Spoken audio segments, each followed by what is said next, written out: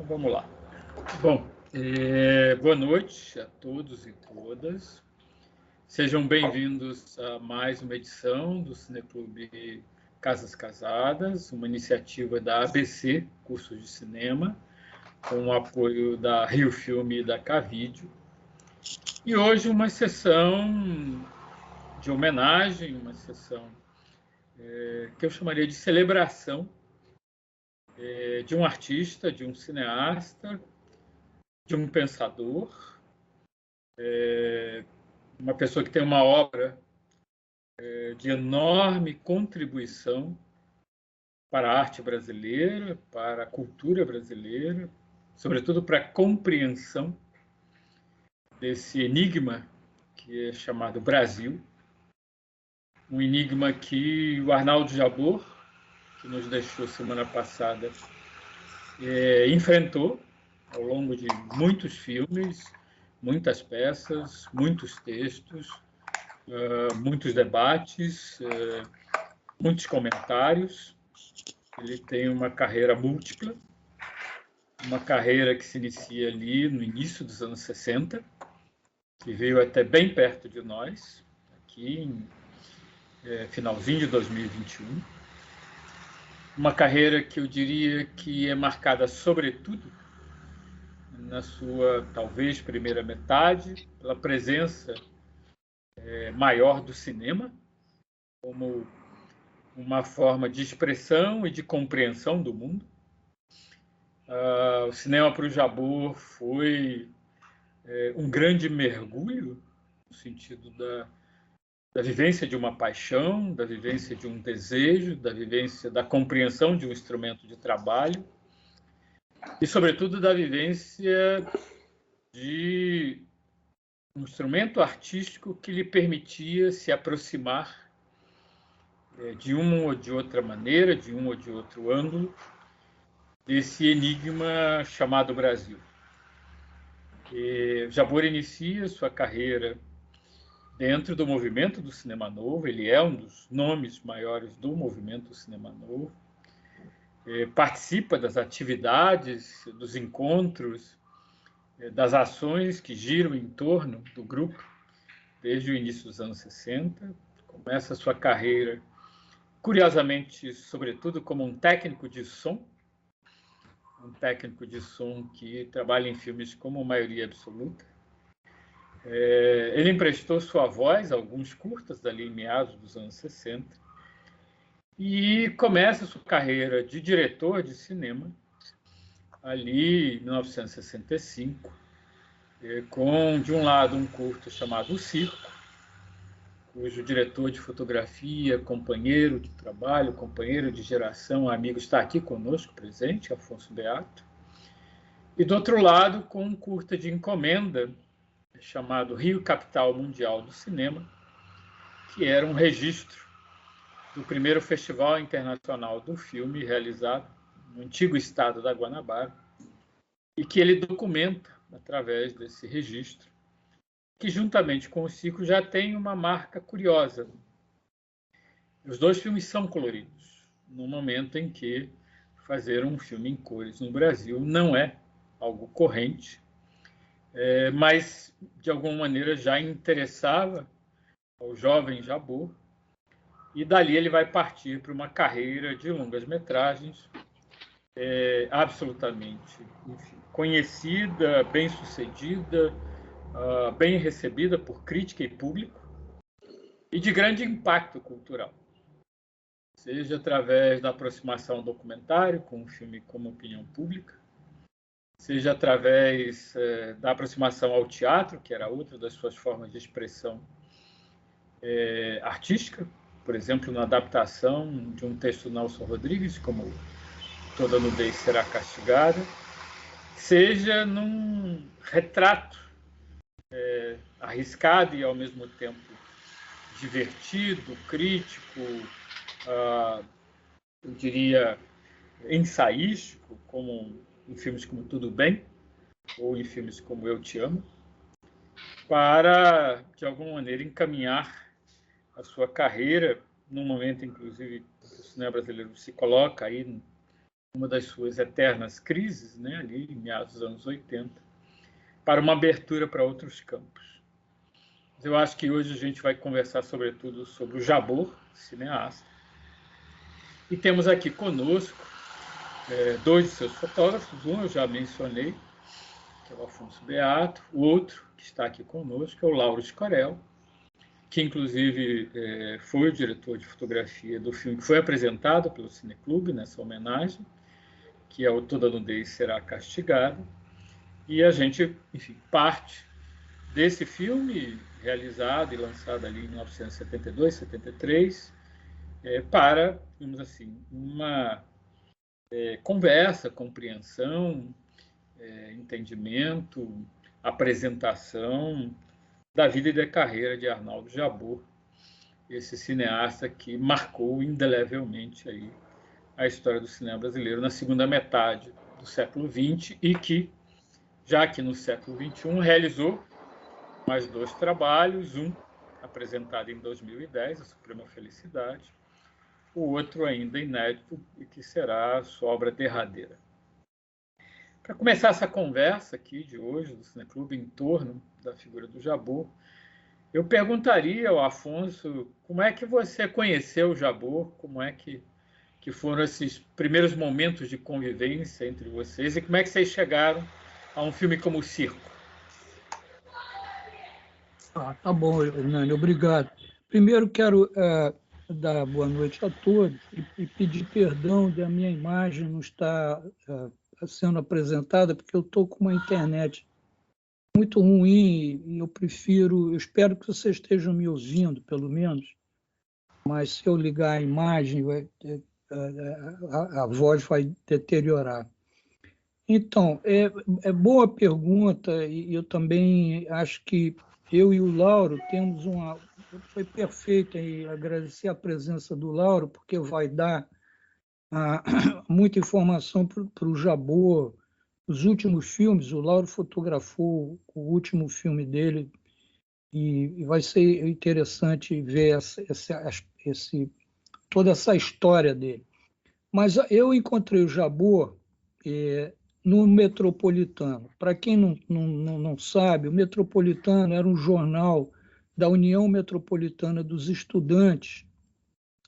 Era um panfleto que não era um panfleto, era um encaixe de um jornal, ele saía no Diário de Notícias aos sábados. Mas era um jornal estudantil, pungente, entende? Imagina, isso é 1958. O diretor do jornal era o Cacá Diegues. Ali estavam Helena Souber, Davi Neves, Arnaldo Jabor, eu, Fernando Duarte, que é o tio de César Moraes, e várias outras pessoas. Mas nós nos conhecemos como jornalistas. Eu era fotógrafo de estilo, não era um fotógrafo de estilo, era um fotógrafo de jornalista. Eu entrei ali com o que eu sabia de fotografia, aprendi muito com o nosso mestre ali, que era o Mário Rocha. Eu e Fernando éramos colegas fotógrafos e o Mário era o diretor de fotografia. Depois eu me tornei secretário do Metropolitano. Eu acho que a Mari Alva, que deve aparecer em algum momento, também se tornou secretária do jornal mais tarde. E ali começou essa parte do cinema novo, esse grupo que eu mencionei. Eu fui diretor de produção do primeiro filme do Cacá, que era fotografado pelo Davi Neves, um filme chamado Domingo. E ali tinha uma coisa da Católica também, da onde o Jabor vinha, do Cacá vinha, e Paulo Perdigão, e outras pessoas. E eu comecei a fotografar. E agora, agora, uma coisa que eu não sei, Hernani, você depois vai me dizer, porque isso foi em 64. Eu não sei se essa fotografia, esse trabalho com o Jabor foi antes ou depois dos fuzis. Eu realmente não me lembro. Depois. Foi depois, né? Então, fui assistente do Ricardo Aronovitch nos fuzis do Rui Guerra. Então, foi o meu primeiro filme e o filme, eu acho que foi o primeiro filme do Jabor. Então, existia toda uma uma camaradagem, digamos, entre eu e Jabor, uma amizade assim, de Jabor frequentava a minha casa em Copacabana, conhecia a minha família, enfim, nós tínhamos 18, 19 anos, 17, 18 anos, nesse tempo do Metropolitano. Nós começamos o filme em 1964. Você mencionou 65, talvez seja a data que ele tenha sido apresentado publicamente, não é isso? Mas nós fotografamos em 64. E eu queria até, para o bem da história, informação, passar uma informação. Nós recebemos, quer dizer, o Jabor, na época, a produção recebeu uma verba da CAIC, que era a Carteira de Auxílio à Indústria Cinematográfica, que eu acho que era o estado da Guanabara naquele momento. Carlos Lacerda, claro, 64, junto do golpe militar. A ideia inicial era fazer o Cão Sem Plumas. Mas com a vinda do golpe, essa coisa toda se modificou, o translado, Coutinho tinha sido preso, sei lá, Fernando Duarte também, estavam todos no Nordeste e tal, estava um clima no Nordeste muito ruim, então o Jabor tinha esse querer também, ele tinha esse projeto do circo, que depois o Hernani pode nos informar qual é o que existe do circo hoje, porque eu nunca mais vi nada desse filme, quer dizer, eu tenho fotografias de cena que depois eu posso te passar, tem o Jabor novinho, assim, me conduzindo.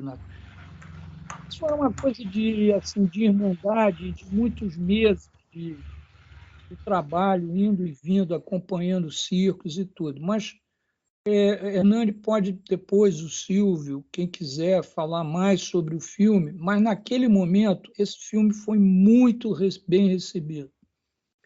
Inclusive, existe uma piada, mas é verdadeira. O Carlos Lacerda, na época, se encantou com o filme e disse para Kaique que todos os prêmios tinham que vir para nós, da equipe do filme.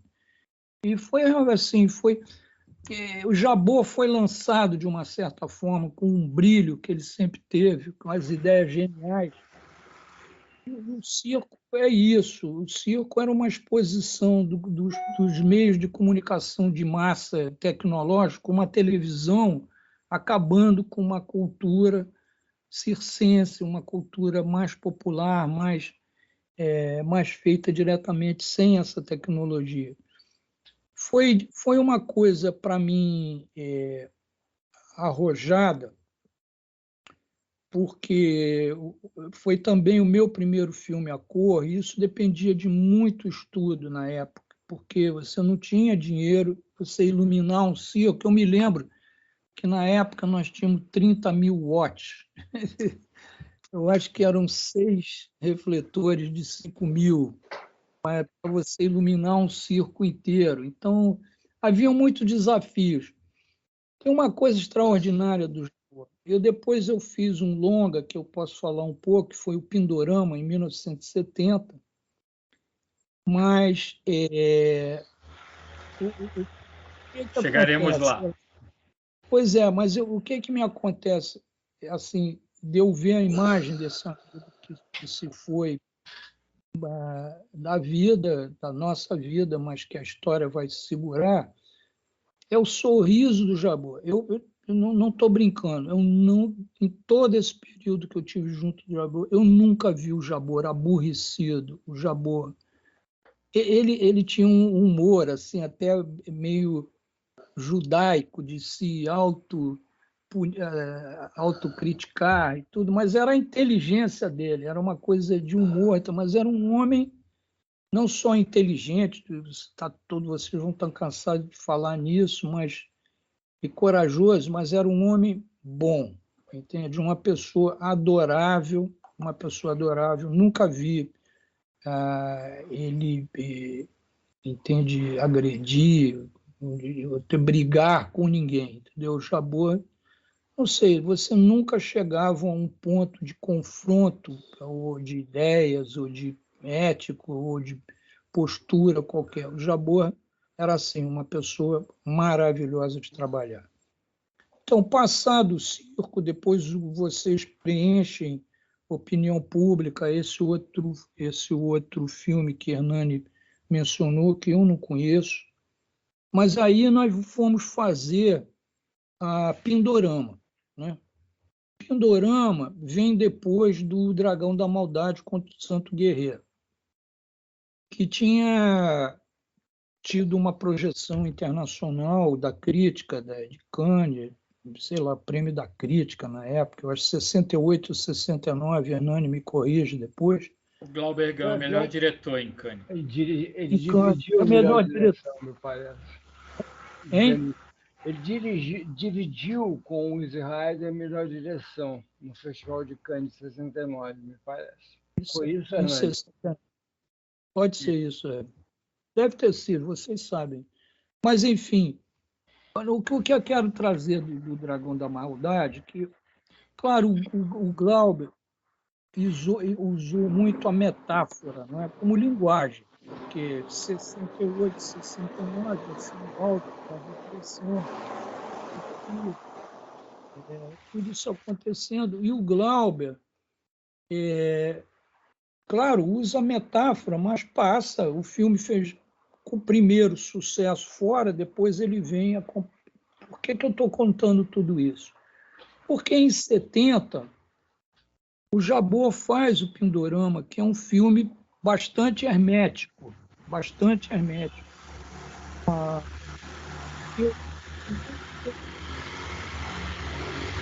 Seu som está muito degradado, Afonso. Tem um ruído Tá. de fundo terrível. Não é o meu ruído. Eu acho que as pessoas têm que fechar o microfone, que eu tenho um ruído aqui muito calmo. Não tem ruído nenhum meu, Silvio. É de outras pessoas. Por favor, fechem seus microfones. Obrigado. Então tá. Então, o Pindorama é um filme dificílimo. Depois Hernani fala, vocês comentam, entende? Se houver oportunidade. Mas foi um trabalho extraordinário para mim, para o Jabor na época. É um filme muito curioso, porque ele foi produzido pela Columbia Pictures. Era essas coisas do cinema brasileiro naquele momento. Era uma lei que as distribuidoras americanas tinham uma lei da reserva, que as distribuidoras tinham que usar 10% dos 30% que eram retidos dos lucros, eles podiam produzir. E o Pindorama foi produzido pela Columbia Pictures e pela Vera Cruz, de São Paulo. Então, nós usamos um equipamento extraordinário. Usava Mitchell, que era uma câmera anterior à Panavision, ainda que não era reflex, não vou entrar nisso, mas eram visores de parallax e tínhamos equipamento de arcos voltaicos, que era uma coisa dificílima de você utilizar, mas ainda lindíssima, porque a luz de um arco voltaico é uma coisa extraordinária. Então foi uma coisa linda assim de fazer, porque o filme foi rodado em Itaparica, e Itaparica naquele momento não tem a ponte, não é a estrada que você cruza e bota o teu carro numa balsa e chega a Salvador. Era uma ilha mesmo. Você só chegava lá de vapor, de um pequeno navio. E era uma comunidade bem fechada. E Itaparica é um lugar ainda extraordinário, porque é uma ilha muito fina, em que os ventos limpam a atmosfera e você tem um ar muito limpo, não tem a umidade que você... Tanto é que existe uma coisa engraçada. Você de Itaparica, você vê Salvador, mas de Salvador você não consegue ver Itaparica. Eu chamava de luz Nippon. E eu e Jabor, assim, adorávamos as coisas e as imagens. Enfim, eu não quero falar mais do filme, mas sim do Jabor, entendeu? Dessa pessoa... entende, irmã, entende, amigo, companheiro, e foi uma perda muito grande para todos nós, mas para mim muito, muito grande também. Enfim, não sei, Hernani. Vamos lá. Eu acho que é por aí. Eu queria voltar um pouquinho atrás, justamente ao Metropolitano, ou seja, o início da trajetória de vocês, porque o Jabor tinha uma participação no encarte muito particular. Ele era o crítico de teatro do Metropolitano. É verdade. Essa relação dele com o teatro, enfim, vocês, por exemplo, iam ver as peças, vocês comentavam sobre isso. Essa relação que ele tinha com o teatro já desde esse momento, ou seja, praticamente desde a adolescência, você tem informações sobre de onde veio isso, como é que foi isso, o que ele, digamos assim, preferia dentro do que se oferecia de teatro brasileiro naquele momento, aqui no Rio de Janeiro, que era um momento muito importante, muito efervescente, o momento das companhias, Teatro dos Quatro, etc. Um momento de, digamos assim, consolidação de um nome que vai ser muito importante para ele, Nelson Rodrigues. Você lembra essa participação dele? Não me lembro especificamente a origem, por causa de... Inclusive, assim, o Jabor, eu tinha 17 anos quando eu comecei isso, Jabor tinha 18. Por que eu digo isso? Porque o Jabor teve que entrar no serviço militar, ele entrou naquele CPOR, entende? Foi até para a cavalaria, eu me lembro que Jabor caiu do cavalo, a gente brincava muito com ele. Mas eu não me lembro, eu me lembro da paixão por Nelson Rodrigues, já, entende? Uma coisa que ele tinha, mas não me lembro por que realmente, qual é a origem disso.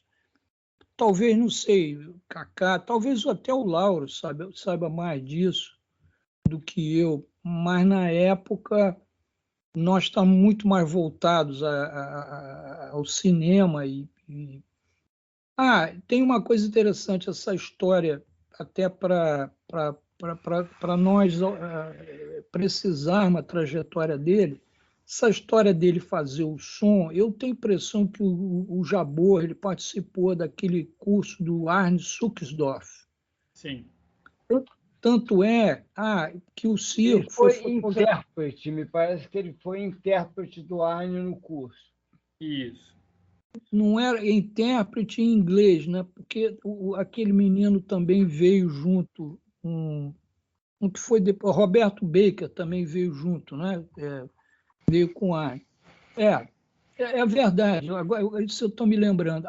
E o circo foi feito com a câmera do Patrimônio Histórico, com lentes, nós tínhamos umas lentes lindas. Também tem toda a história do sincronismo, né? De fazer o sincronismo câmera e som do Nagra, porque o Arne Suxdorf teve um Nagra, eu acho que o Jabor entrou nessa história. E o Jabor, eu acho que fazia o som do circo, se não me engano. Eu não tenho certeza, realmente, eu não me lembro dessa história toda, mas nós tínhamos o equipamento, foi importantíssimo, essa história dessa câmera do Patrimônio Histórico, que era uma ARRI, muito equipada com um motor estável que te permitia fazer o sincronismo posterior com o Nagra, coisa que hoje é tudo automático, mas naquele tempo tem histórias incríveis. Eduardo Escorel, Laura, eu tenho a impressão que montou o circo. Isso eu não tenho certeza. Depois vocês, o Silvio também pode dar uma olhada aí. Eu acho que mas nós estamos... Não, nós estamos todos juntos. Enfim, não sei. Mas não, essa coisa do teatro eu não me lembro. A relação dele com o teatro eu não me lembro. Não me lembro, talvez. Ele era o crítico de teatro, Davi era o crítico de cinema. O montador do circo foi o Cacá. Tá vendo? Coisa incrível. Nós vivíamos muito juntos, essa turma vivia muito junto, assim, você vê que está assim, Glauber está vindo, Nelson Pereira, nós nos encontramos sempre na Líder, ali no barzinho da Líder. Todo mundo foi se juntando, o Rui, com o Glauber, Leon, né? Todo mundo vivendo assim. Era um Rio de Janeiro diferente também, era um Rio de Janeiro muito menor, mas nós éramos muito fraternos, né? Vivíamos juntos, assim, noites, enfim, não sei. E nesse momento, Afonso, o Jabor já tinha um claro envolvimento com a questão política, o contexto político brasileiro, seja o momento parlamentarista, o retorno do Jango ao sistema presidencialista, o famoso comício da Central, que até onde eu sei, ele e o Leon, porque estavam trabalhando juntos no famoso maioria absoluta, eles teriam estado lá no famoso comício da Central, conduzido pelo João Goulart. Você lembra do envolvimento do Jabor com a política já nesse momento? Não, realmente não me lembro, mas para você, nesse momento, eu pessoalmente, quer dizer, se eu tinha vindo dos fuzis, que já foi em 64, depois Circo, eu fiz com o Jabor, com o Leon, um filme que se chama Minoria Absoluta, que era um filme sobre a universidade. Eu não sei se eu fiz o filme todo ou fiz. Eu sei que eu fiz o Nordeste, eu fui para o Nordeste, até usamos o avião do Miguel Arraes para ir para aqueles lugares, Juazeiro do Norte e a outra cidade do lado. E fomos trabalhar lá. E eu viajava muito, eu me lembro desse momento, eu viajava muito. Eu não me lembro disso, Hernani, eu não me lembro. Nessa coisa da Central, né, que tinha aquele marinheiro, essa história toda, eu não estava no Rio de Janeiro, isso eu sei que eu não estava no Rio de Janeiro na época. Mas, enfim. O Jabor tem uma crônica, que é talvez um dos textos mais interessantes dele, uma crônica memorialística, em que ele narra o momento em que ele soube do golpe de Estado, em 64, e Jabor, o pai dele era militar da aeronáutica, e ele narra que ele foi ao centro da cidade para ver o que estava sendo programado como uma espécie de passeata de apoio ao golpe, que de fato aconteceu. E ele comenta nesse texto o absoluto choque que ele teve em descobrir não 10 pessoas, 1.000 pessoas, mas o que se estimou na época com mais de 500 mil de pessoas desfilando ali pela Avenida Rio Branco, que para ele pareceu um cortejo. E muitos anos atrás eu vi um material bruto filmado pelo Exército, digamos assim, dessa passeata, né? E realmente é um mar de... Eu vi um material de 40 minutos sem corte, é um mar de gente. Tradição, pátria e família, essas histórias que dá, né? A TFP. A passeata da TFP foi em São Paulo. Tradição, família e propriedade.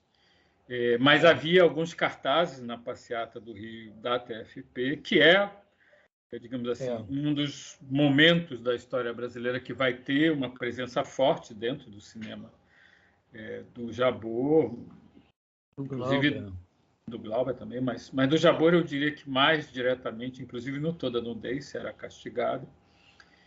Essa coisa entre assim, uma tradição conservadora de raiz cristã, que no Toda Nudez é comentada a todo momento pelo personagem do Herculano, etc.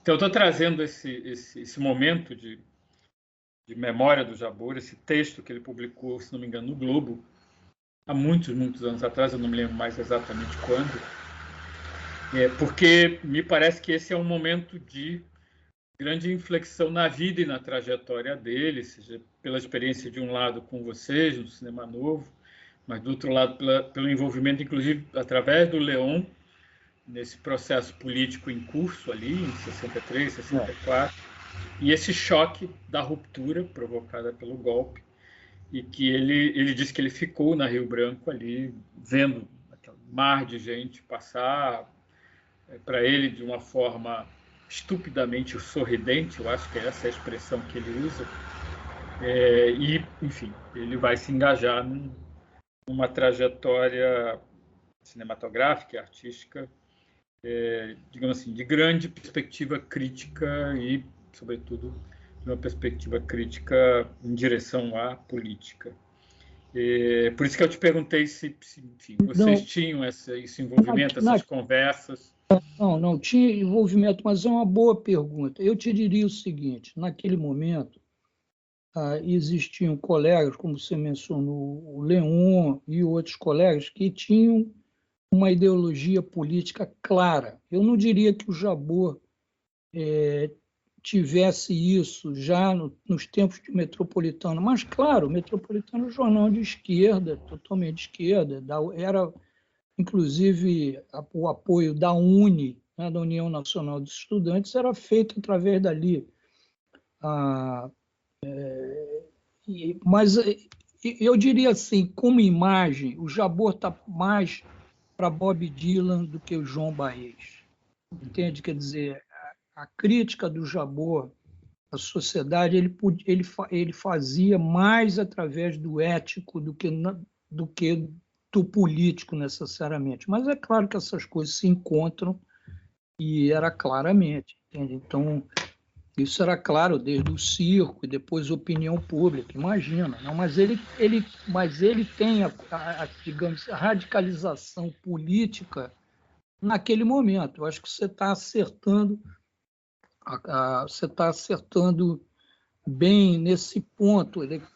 Eu acho que quem que você encontra ali em que tinham mais a clareza política ali? É Leon e Joaquim Pedro de Andrade, não é isso? E os outros colegas, claro, esses eram nossos líderes, digamos, de ideologia política.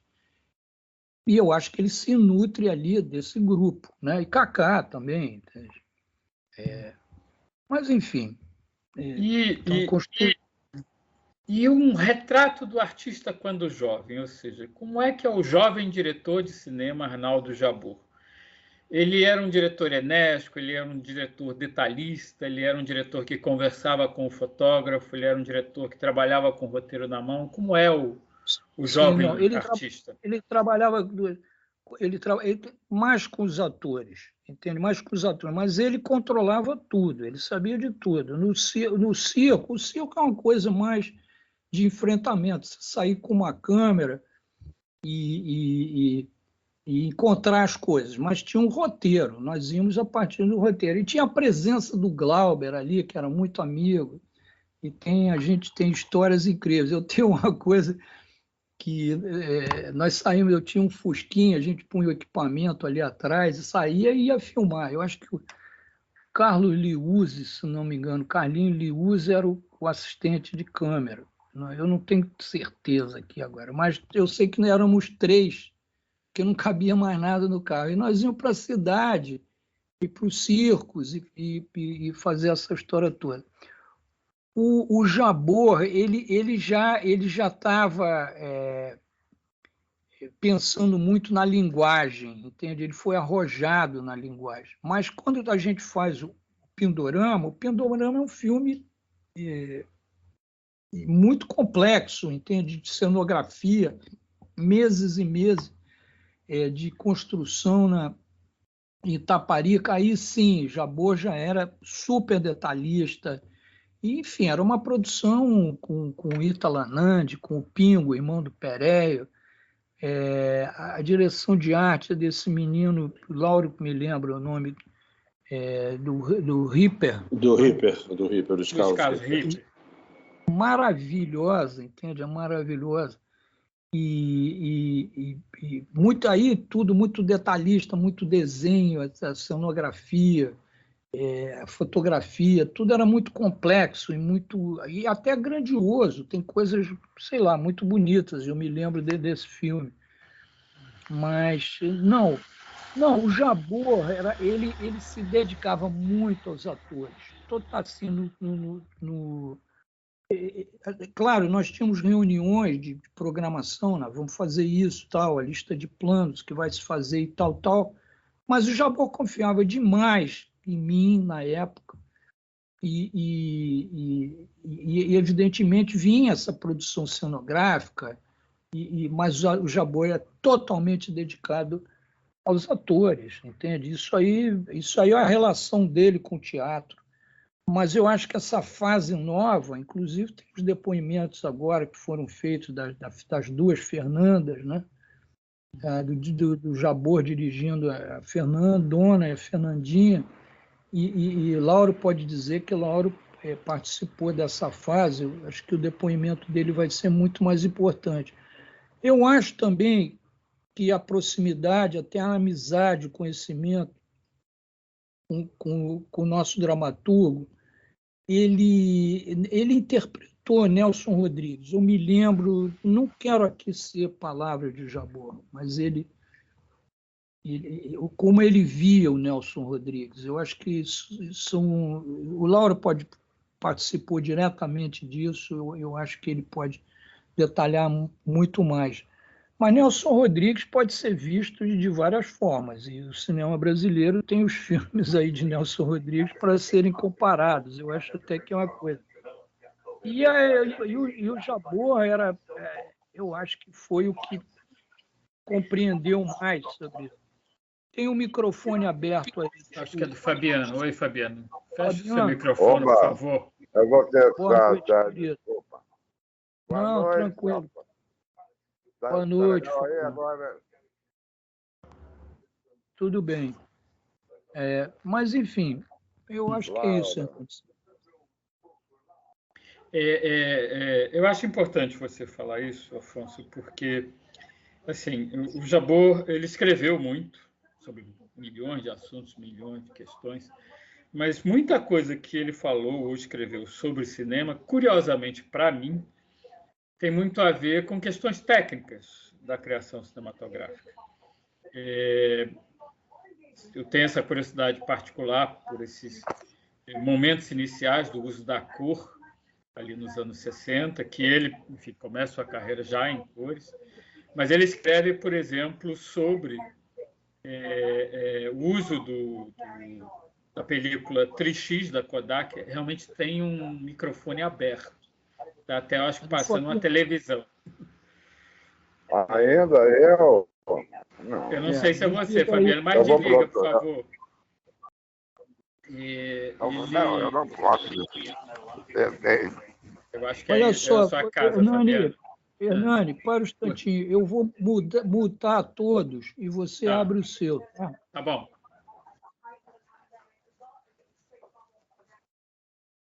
Silenciou todos, abre você agora, por favor, Hernani. Obrigado, Afonso. Ele escreveu sobre os trabalhos de fotografia de laboratório do Opinião Pública, junto com o Dib Lutfi, que era o diretor de fotografia. Ele destaca muito as experiências com essa película de maior velocidade da Kodak, o Tri-X. Assim como em relação ao Pindorama, ele destaca, digamos assim, uma estratégia de captura de som diferenciada. Ele põe muita ênfase no uso de microfones direcionais durante as filmagens do Pindorama. E aí, nesse sentido, eu convidaria tanto você, Afonso, quanto você, Lauro, que também está aí já nesse momento, já iniciando sua carreira, já participando de alguns filmes, seja como Still, mas logo em seguida já dentro da equipe de fotografia, aí, assumindo a direção de fotografia logo no início dos anos 70. E como é que era essa relação do Jabor com a técnica, com os meios de expressão, com a escolha, com a decisão? Olha, Hernani, nós éramos muito estudiosos do fotoquímico, o Lauro comigo também, e fotógrafo naquela época, porque trabalho de você controlar o filme negativo, o fotoquímico, é um trabalho que você não pode errar, primeiro. Então, tem a coisa da exposição, que era muito crítica, e é um trabalho cego, porque você está filmando, mas você não está vendo o que está acontecendo, como é hoje em vídeo, né? Muitos anos depois que veio o vídeo assiste, e veio de uma forma horrorosa, com a imagem horrorosa. Mas naquele tempo era tudo métrico, aquilo tudo tinha que ser feito na tua cabeça. Então, o trabalho de laboratório era um trabalho que você tinha que conhecer muito, entende? Você tem que conhecer, existia inclusive uma tal curva sensitométrica que eu e o Lauro conhecemos, outros fotógrafos também, mas pela manipulação dessas curvas sensitométricas, você controlava a cor, você controlava a saturação, você diminuía a saturação, você tinha isso, aquilo. E aí, uma das coisas que Jabor me convidou para fazer depois o Pindorama é porque eu tinha feito o Dragão da Maldade, em que eu fiz um trabalho fotográfico de forçar o negativo colorido. Eu fiz isso também no Pindorama de uma forma mais delicada, mas você fazendo isso, você forçando essa revelação, você criava uma saturação maior das primárias, do RGB, do amarelo, do verde e o azul.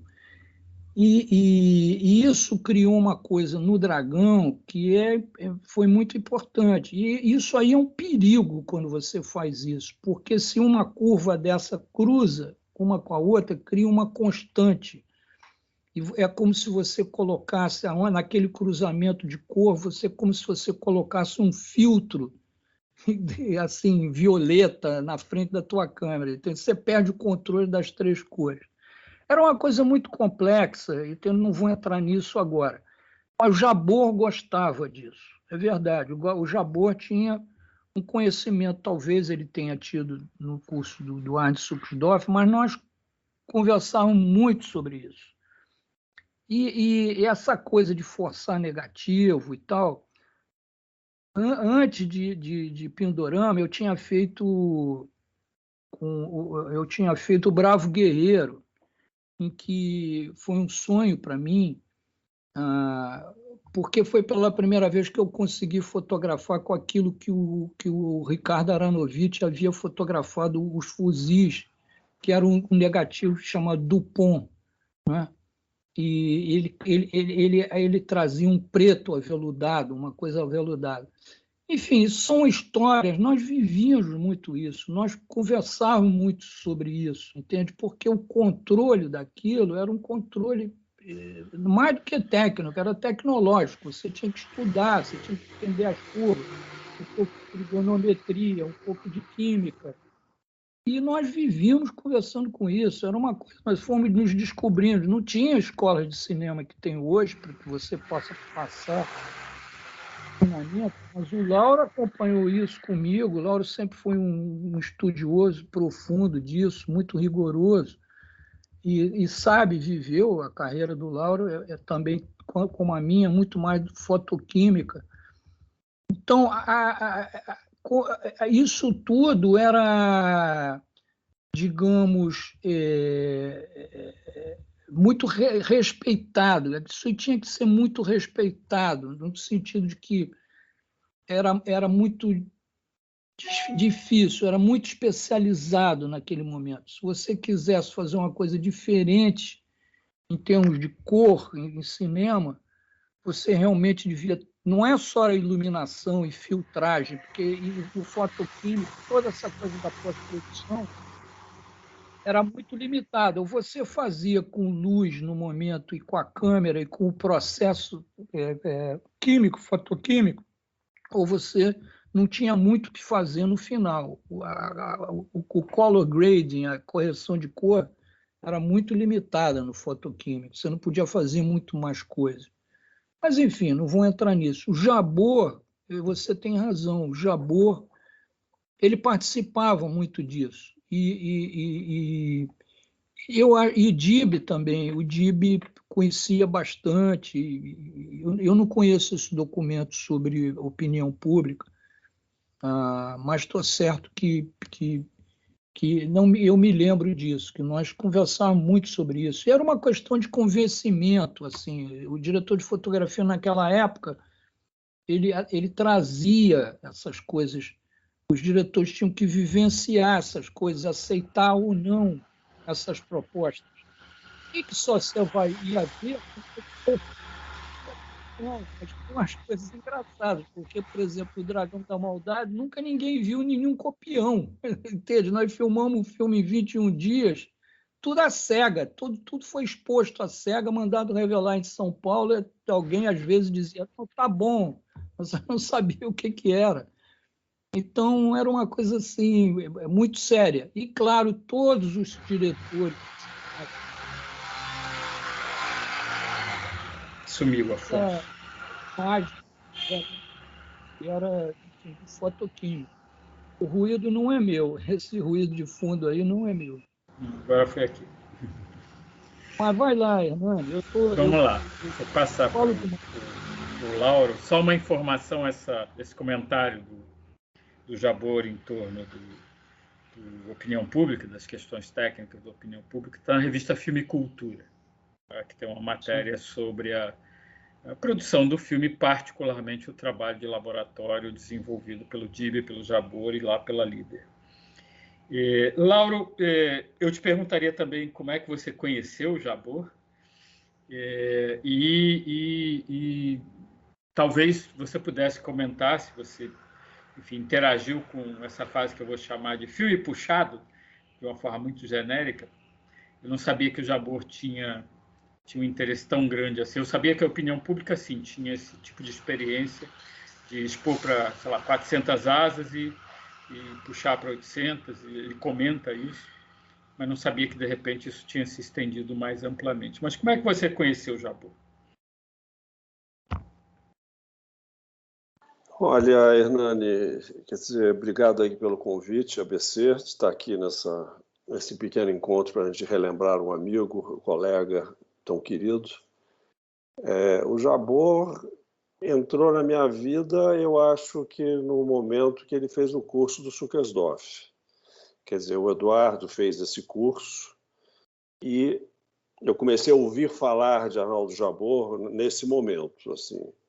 E eu morar, e pouco tempo depois eu fiquei morando sozinho no Rio com o Eduardo. Nosso apartamento era uma espécie de ponto de encontro. As pessoas passavam por lá, tinha uma certa mordomia, tinha comida, tal. As pessoas apareciam, filavam a boia e falavam de cinema. Então eu fui sendo contaminado pelo vírus do cinema e convivendo com essas pessoas.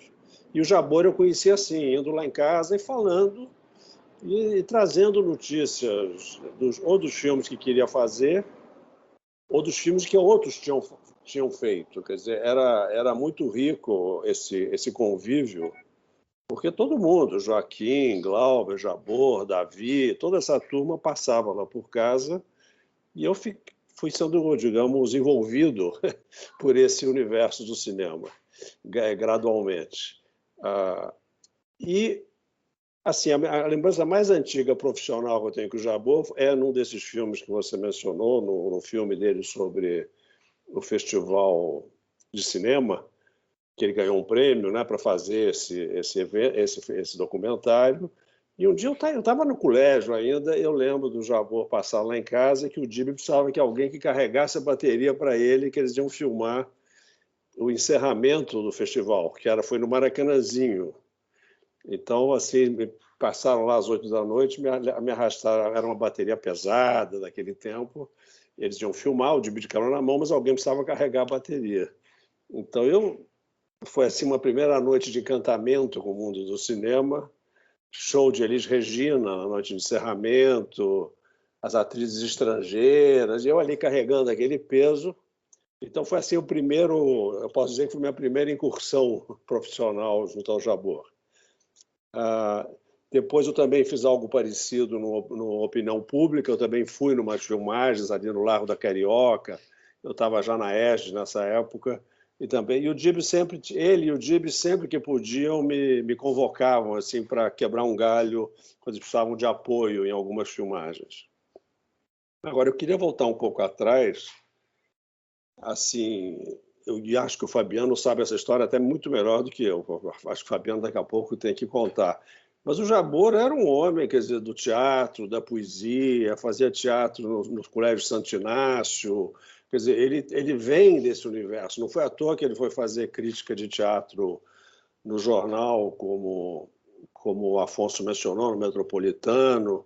E sempre que eu ouvia falar do Jabor, até pelos outros cineastas, não, ele é do teatro. Quer dizer, o Jabor foi sendo catequizado e absorvido pelo cinema gradualmente. Essa é a impressão que eu tenho. Quer dizer, mesmo quando ele começou a filmar, eles achavam essa coisa do teatro. Mas o fato dele ter estado no curso do Sukersdorf, ao lado do Dib, e o Dib, eu acho que deve, acho não, tenho certeza, que ele teve chance de me contar, a formação técnica do Dib passou muito pelo convívio com o Sukersdorf. O Sukersdorf deu a ele régua e compasso, no sentido da sensitometria, da exposição, o fotômetro, a câmera, o enquadramento, né? Ele já tinha coisa da TV Rio, mas o Sukersdorf foi muito importante para ele. Então, e que também, né, Afonso, lembrando uma outra coisa aqui que é importante, que a gente precisa lembrar, ao não ter escola, a contrapartida da inexistência das escolas era a profunda generosidade e troca que havia entre todo aquele grupo que fazia cinema. Quer dizer, as questões técnicas eram conversadas. Então, você falar de um filme, você explicar um negativo, então você estava ajudando. Quer dizer, cada vez que alguém puxava um negativo e obtinha um resultado lindo, aquilo era festejado e era incorporado por todos. Quer dizer, não havia uma aventura solitária. Quer dizer, toda a questão técnica, eu lembro de... Não, o Afonso fez isso no Bravo Guerreiro, o outro fez aquilo no outro filme. Quer dizer, havia essa circulação de informação. E eu absorvi muita coisa a partir dessas conversas entre os diretores e entre eles o Jabor. Agora, eu tenho assim também um carinho muito especial pelo Jabor, além dessa amizade antiga, porque eu sempre digo que eu tenho 2 primeiros filmes. Quer dizer, o primeiro filme que eu fotografei foi o São Bernardo. Assim, que foi um filme que eu ia ser um operador de câmera e o Carlos Barreto ia fotografar o filme. E nas vésperas da filmagem, o Luiz Carlos se convenceu que ele não queria mais fotografar, queria assumir a vida de produtor. E, de alguma maneira, eu herdei o filme do Luiz Carlos. Eu já era amigo do Leon, tal, tem uma série de coisas que não interessam aqui, mas eu herdei o filme. Mas o filme do Leon ficou muito tempo parado por falta de dinheiro. E, para minha surpresa, num certo momento, eu recebi um telefonema do Jabor me convidando para fotografar o Toda Nudez. Porque ele tinha ido a Moviola, visto o material do Leon de um filme inacabado, e aí tinha chegado à conclusão que queria que eu fotografasse o filme dele. E a história foi de um jeito que o Toda Nudez foi lançado antes do São Bernardo, poucos meses antes. Então, eu sempre digo que eu tenho 2 primeiros filmes e devo muito a...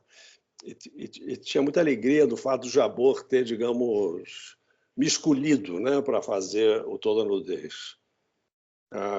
O Toda Nudez, aí, o Jabor chegando, digamos, de uma produção gigantesca como o Pindorama, que é um filme belíssimo, sendo do ponto de vista fotográfico, cenográfico, etc., etc., é um filme cheio de qualidades, mas, como bem disse o Afonso, de um hermetismo profundo, vamos dizer assim. Não, o Jabor chegou no Toda Nudez, tudo que ele não queria fazer era um filme hermético. Quer dizer, quando ele vai ao encontro do Nelson Rodrigues, pela minha lembrança, ele foi ao encontro do universo dele, das paixões dele, daquela coisa da classe média, do subúrbio do Rio de Janeiro, da hipocrisia, dos valores que ele queria questionar. mas ele queria fazer um filme que dialogasse com o público. Isso me foi dito desde o primeiro minuto do filme. Quer dizer, quando o filme foi um sucesso, me pareceu a coisa mais natural do mundo, assim. E tinha aquela coisa na época, né, Afonso e Fabiano, vocês lembram bem, não, o filme não precisa dar dinheiro, as pessoas não entendem os filmes, o problema é das pessoas, não é da gente. Te rolava muito essa conversa, e o Jabor queria fazer. E o Jabor tinha sido muito massacrado, não sei se o Afonso está ouvindo ainda, por um certo dogmatismo estético, vamos dizer assim, que o cinema novo tinha, que certas coisas você não podia fazer. Eu lembro, você não podia fazer plano de cobertura, era uma coisa proibida. Aí ele tinha uma série de direção, que eu não lembro quem era agora, que dizia assim para ele frases do tipo: Jabor, quando você corta, acaba. Não pode cortar. Tem que fazer plano de sequência. Quando corta, acaba. Eu lembro do Jabor me dizendo assim: eu quero fazer um detalhe da vitrola. Posso? Claro que pode, Jabor. Vamos fazer um detalhe da vitrola. Quer dizer, ele tinha assim uma procura de comunicação com o público evidente. Quer dizer, então, e ele, digamos, eu não lembro exatamente como é que foi o processo, né, digamos, de trazer o Paulo Porto, trazer a Darlene Glória, mas eu não lembro do Jabor, assim, é curioso, mas eu lembro do Jabor, feito o Afonso disse também, me delegando totalmente a parte fotográfica, quer dizer, assim, a gente conversou um pouco e ele se concentrava naquele roteiro que ele tinha na mão e na coisa, eu diria, numa coisa visceral que o Jabor tinha. Quer dizer, eu acho que dos diretores que eu trabalhei, talvez o Jabor tenha sido o diretor mais visceral no sentido de como ele vivia aquela história, como pulsava. Quando ele falava com os atores, ele sabia do que ele estava falando, quer dizer, as emoções, os sentimentos, as loucuras e as viagens, sei lá, psicológicas de cada personagem. Ele falava com conhecimento de causa, quer dizer, ele não era um diretor de trânsito, ele era um diretor de cinema, que é uma coisa muito diferente. E a base teatral dele, eu acho que foi muito importante para isso. Essa é a minha lembrança, eu acho que o Afonso concorda comigo, e o Fabiano também. Que mais assim que eu posso te falar do Toda Nudez? Então, essa coisa do que você perguntou de filme puxado, não sei o quê, eu não lembro de ter conversado disso com o Jabor, honestamente. Eu lembro que a gente fez um filme lá na produtora do Roberto Farias, que tinha um equipamento ótimo, quer dizer, as melhores, tinha umas câmeras que a gente conseguiu a câmera que era do Roberto Farias, que na RFF tinha várias câmeras, mas tinha a câmera do Roberto. E aí o Ronaldo Nunes, que era o assistente lá da casa, veio ser meu assistente, que eu já tinha trabalhado com ele e com o Dib. E foi uma filmagem muito gostosa, assim, um formato de filme que depois eu repeti com o Jabor anos depois, Não Sei O Que Vou Te Amar, né? Você tem um grande espaço, você tem o proscênio e aonde a grande encenação acontece. E aonde há espaço para ele, não, o Jabor, se eu pensar no Eu Sei Que Vou Te Amar, ele já não queria muito a coisa da tecnologia atrapalhando a vida dele. Ele queria realmente esse diálogo com a dramaturgia, com o elenco, mas sempre atento, porque se eu pensar no Sei Que Vou Te Amar, aquela casa foi sendo construída e cenografada pelo Jabor. Quer dizer, o Jabor escolheu os móveis, o Jabor escolheu luminárias. Quer dizer, então havia, quer dizer, essa consciência cenográfica. Ele tinha, que ele trazia, eu acho, também do teatro. Então, porque o filme que ele fez com o Afonso, o Pindorama, foi um filme, pelo que eu lembro, né, Afonso, um filme muito difícil de produção. Era muito... exigia demais, digamos, assim. Quer dizer, eu acho que a sensação que eu tenho é que o tempo que sobrava para filmar era pequeno, preparar aquele monte de figurantes. Eu lembro dele meio com o rescaldo disso, querendo menos. Eu quero fazer o close da Darlene Glória com calma, no tempo que eu precisar. Então, eu tenho muito essa lembrança assim, dele. Excelente, eu acho que é excelente depoimento esse seu, que marca isso. Realmente, o Pindorama foi tão hermético e não fez sucesso nenhum, entende? Em Cannes, tudo. Eu vi o filme na Colômbia, em Nova York, porque eu já vivia nos Estados Unidos em 70. Com ele, com o pessoal da Colômbia, ninguém entendia o filme, entende? Era constrangedor de uma certa forma. Isso aconteceu com Glauber mais tarde, isso é muito próprio dos artistas. Mas o que você revela, eu nunca tinha pensado nisso.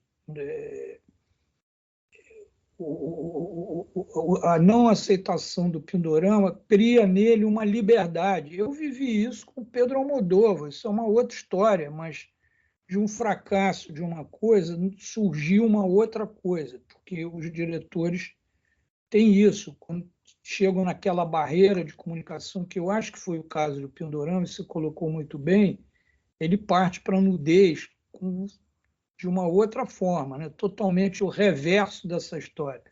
E foi um inferno. Pindorama era um filme... Não foi inferno, digamos.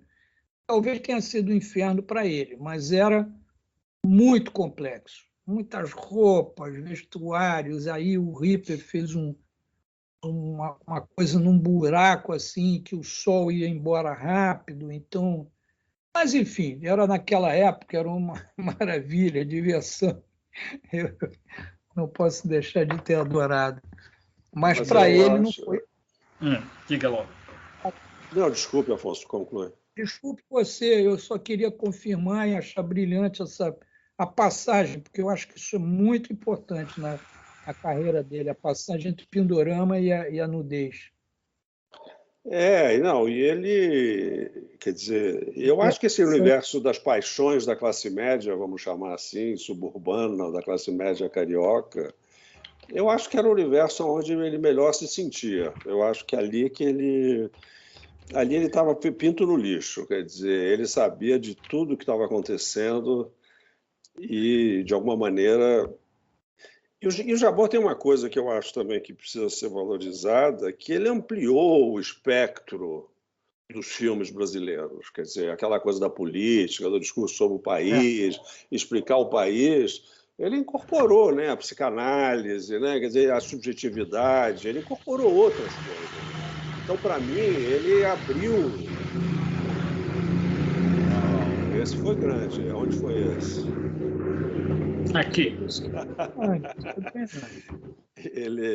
Não, mas o Jabor eu acho que abriu, né, digamos, o leque da problemática, a possibilidade, abriu muitas possibilidades para o cinema que se fazia então com essas incursões, seja no Nelson Rodrigues, seja no Eu Sei Que Vou Te Amar, e também no Tudo Bem, né, já ele combinando tudo isso, onde ele, né, o Dib trabalhou com ele, a Fernandona, e ele era muito dedicado ao elenco, Hernani. Quer dizer, eu lembro quando a gente fez Eu Sei Que Vou Te Amar, nós testamos, eu não sei, todos os atores jovens do Rio de Janeiro para montar aquela dupla.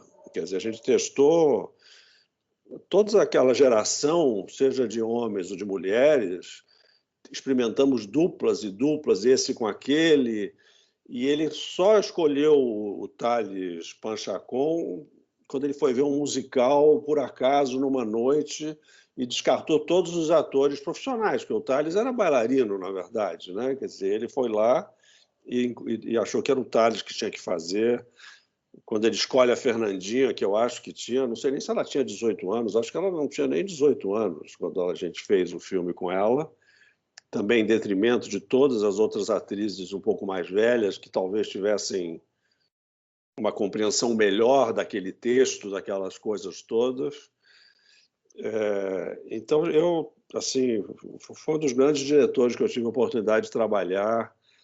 Perdi um amigo, perdi um irmão mais velho. Eu estou muito triste assim com a partida prematura, a gente poderia dizer, do Jabor, e acho muito legal estar podendo trocar ideias aqui com vocês sobre ele. Bacana, Lauro. E você, enfim, atravessou boa parte da carreira dele, porque você não fez só o Toda Nudez, você fez vários outros filmes com ele.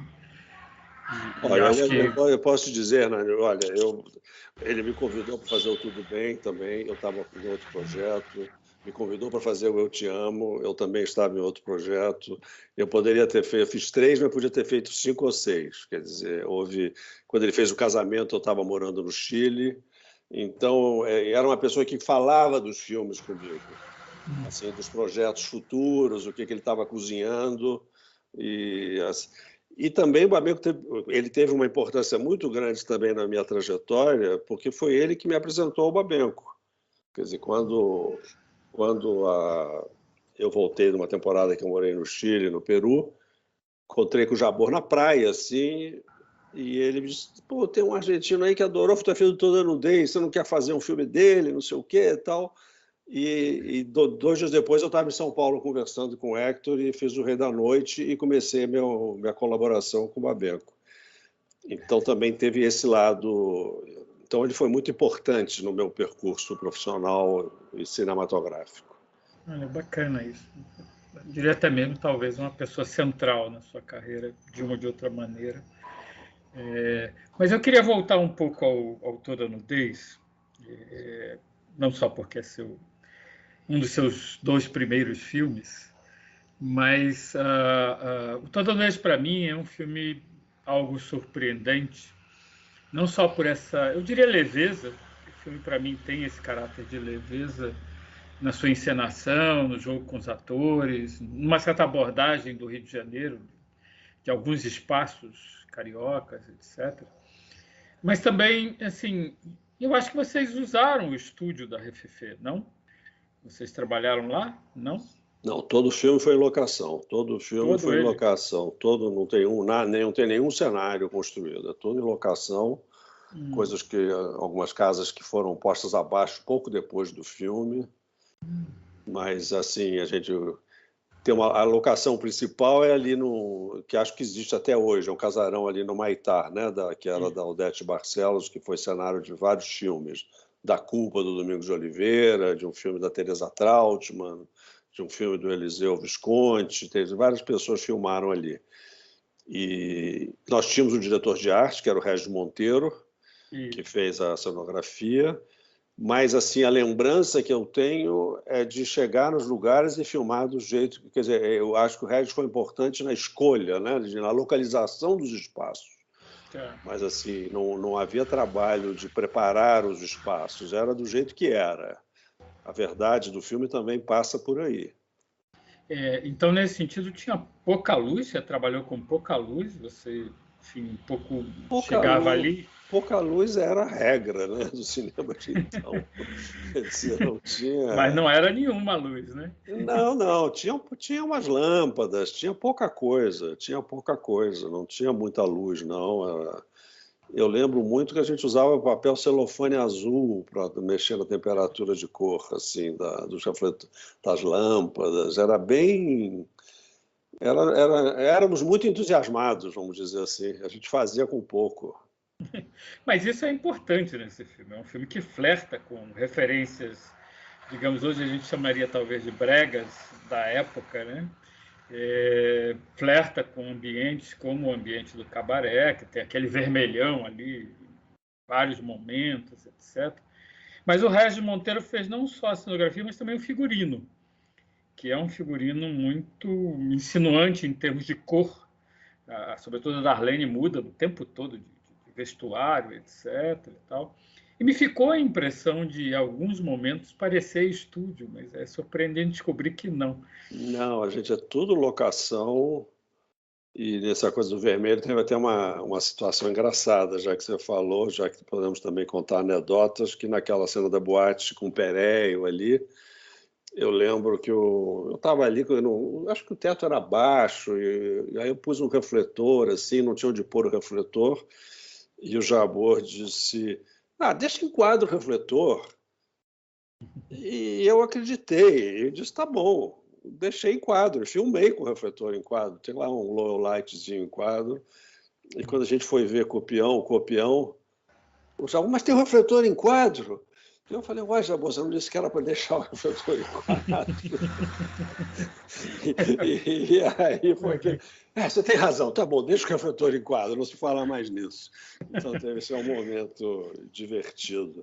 E outro personagem importante do Toda Nudez, que eu sempre gosto de lembrar, é o maquiador, é o Ronaldo Abreu, que foi um personagem muito importante, porque a nossa querida Darlene era da pá virada nesse tempo. E ela chegava direto da noite para o set, e o Ronaldo se dedicava ali a reconstruir assim, o rosto da Darlene durante hora e meia, 2, fazia lá um trabalho psicológico de acalmá-la e tal, e aí ela entrava em cena. Então o Ronaldo Abreu era um querido amigo também, que já nos deixou faz tempo, um artista da maquiagem, e ele foi fundamental para aquele filme. Acho que ele foi assim para... Ele deu eu acho, na minha impressão, pelo que eu lembro, ele deu uma sustentação a Darlene enorme, assim, discretamente. O Ronaldo era muito discreto, assim, fazia o dele discretamente, mas ele foi muito importante, o Ronaldo. E o Paulo Porto, que era uma figuraça, o Paulo Porto, com aquele pentinho dele, Flamengo, assim, se penteando o tempo inteiro, que era ótimo. E que vinha de um filme importante, um certo sucesso, de família, certo né? tipo, em família. Enfim, era um tipo de cinema mais próximo do que o Roberto Farias produzia, fazia, etc. Mas era um filme que tinha tido um impacto ali naquele momento. Mas já que você mencionou a Darlene, eu tenho também uma curiosidade sobre a sequência ali no centro da cidade, em que o Herculano, o Paulo Porto, fica discutindo se vai pedi-la em casamento, não vai pedi-la em casamento, e na hora que pede ela fica esfuziante, sai andando pelo meio da rua, quase é atropelada por um carro, etc. Como é que foi filmar ali no meio de uma multidão, né? Uma multidão que... Isso era uma coisa que se fazia muito na época. Câmera escondida na loja, na Coroa Brastel, no meio ali das televisões, dos ventiladores. Uma outra, acho que, se não me engano, tem 2 câmeras naquela cena, escondidas. Solta a Darlene e seja o que Deus quiser. Não, mas isso é genial, porque isso, hoje em dia você não consegue fazer isso, porque alguém vai ter que sair lá pedindo autorização de todo mundo, e aí quando você consegue autorização de todo mundo, já não tem mais ninguém, né? Porque todo mundo está olhando para a câmera, né? Quer dizer, então... Isso o Leon usou na Falecida, quer dizer, isso era um recurso que se usava muito na época, e foi se perdendo essa liberdade, digamos. Então, mas ali foi isso. Assim, tipo, chegamos, escondemos as câmeras, demos né, o Jabor deu as coordenadas, aí, ó, vai acontecer isso, isso e isso, e a cena aconteceu, tem um quê de improviso na cena, né? Eu diria muito. O que dá uma verdade à cena, né? Porque tem isso também, né? Dá uma espontaneidade, né? Sim. Mas foi um take só, vocês não Sim, mas assim, aquilo. outra cena horrorosa foi você filmar cenas nas celas de prisão, ali na delegacia do Catete, e com os caras que estão presos de verdade, não é figuração. Quer dizer, as 2 celas cheias, e você diz assim, bom, agora vai entrar, o delegado chega, ó, moçada, agora vai entrar, aí vou filmar aí com vocês. E aí você bota o ator, o fotógrafo lá dentro com a câmera e faz aquilo, quer dizer, são coisas do século passado. E, Lauro, só para talvez encerrar, minha penúltima pergunta, a última vai ser para o Fabiano. O Jabor surge nesse século passado absolutamente fotoquímico, mas chegou ao mundo digital, chegou a uma outra dinâmica de fazer cinema.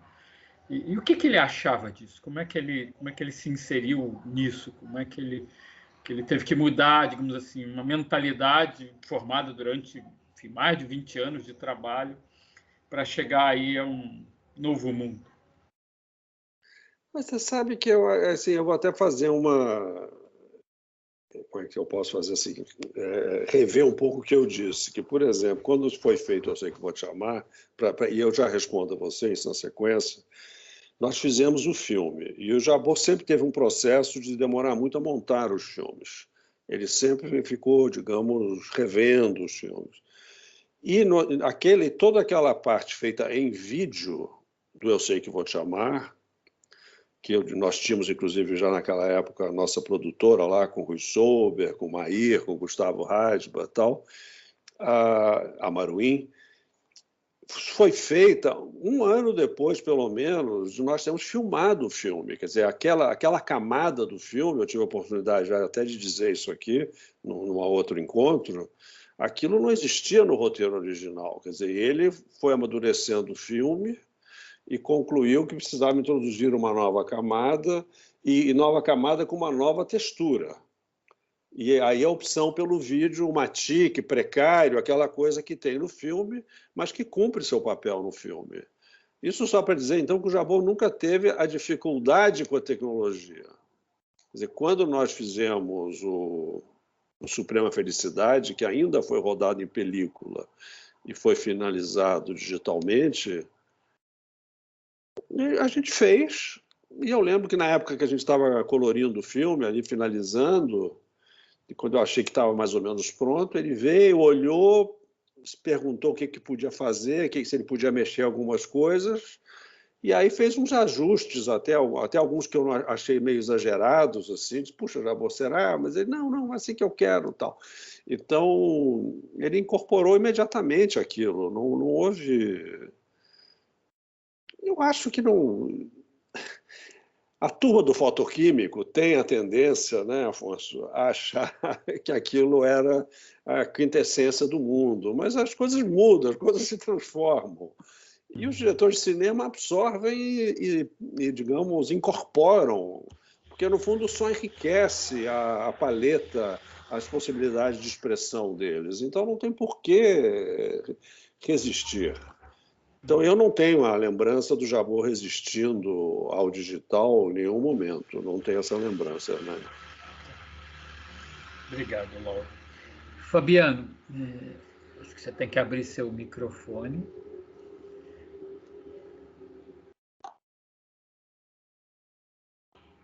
Conseguiu? Scott, Fernando. Oi, Fabiano, tudo bem? Como é que você conheceu o Jabor? Conheci o Jabor logo depois do primeiro filme que ele fez, aquele sobre o Fife. Sim. Eu estava presente naquele almoço, que é uma pena que o filme parece estar perdido, né? Então, foi a primeira vez que eu me vi em cinema, fiquei todo contente. E a gente se conhecia de Paysandu. Ele era um ótimo frequentador do cinema. E assim que eu comecei a fazer a programação, ele me mostrou um filme que eu vi num dia de manhã, que era O Circo.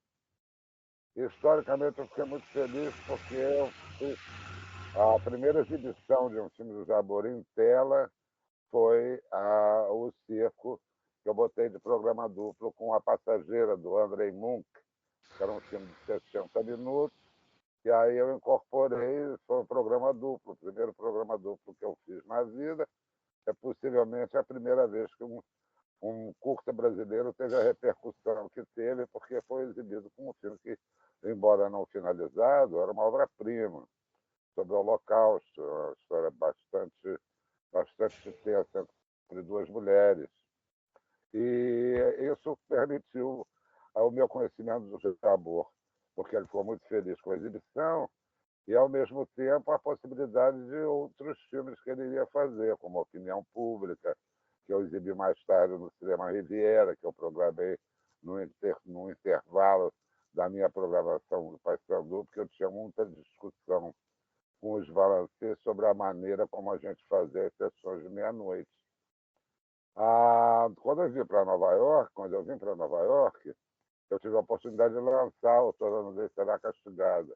E conhecendo a Eleonora, que foi a primeira esposa do Jabor, e a vida do cotidiano de Copacabana, porque o Jabor, de uma certa maneira, era como eu, era uma pessoa não do subúrbio, mas uma pessoa fora da periferia da Zona Sul, que veio para a Zona Sul e se deu muito bem. Ele tinha uma presença enorme, era um menino lindo, de olhos azuis, era alto, era imponente. Em todo lugar que ele chegava, as pessoas prestavam atenção a ele.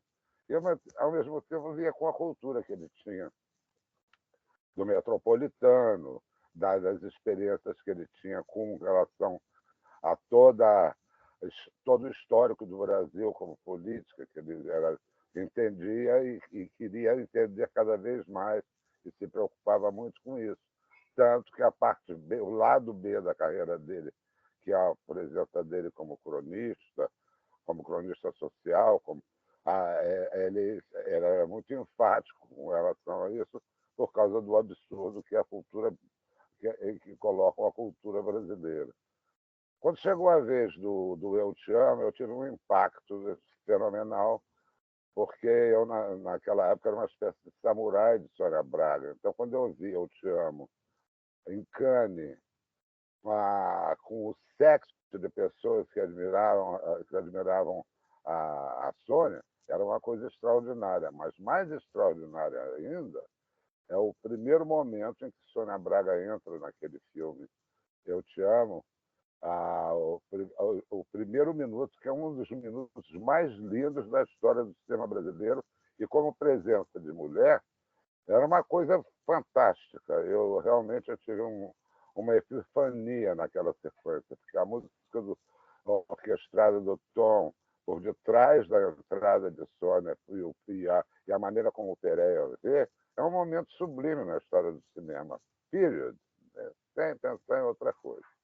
Agora, com toda a nudez, eu lancei aqui nos Estados Unidos, cortesia dos nossos amigos da Unifilme, né, Afonso? A gente fez aquele tempo de Unifilme, eu consegui pegar a cópia que eu representava em Embrafilme e consegui colocar a cópia no Public Theater, e as críticas foram excepcionais. O Jabor era uma pessoa que ele tinha um melodrama na vida dele, ele vivia um melodrama. Então, não era um melodrama no sentido de filmes mexicanos, não era um melodrama no sentido da apropriação do Douglas Sirk, como Fassbinder fez. O melodrama não existia dentro dele. Ele era uma contradição em pessoa. De vez em quando você conseguia entrar com ele numa sintonia fraternal de amigo amante, e por um outro momento ele era uma pessoa quase refratária a você. Ele achava esquisito. E eu acompanhava isso através dos anos, porque inclusive a distância.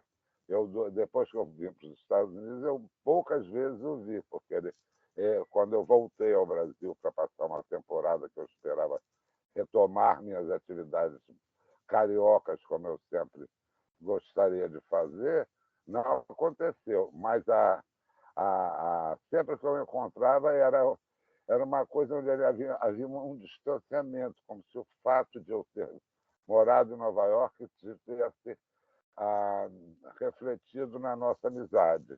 Não sei porquê, mas isso ocorreu.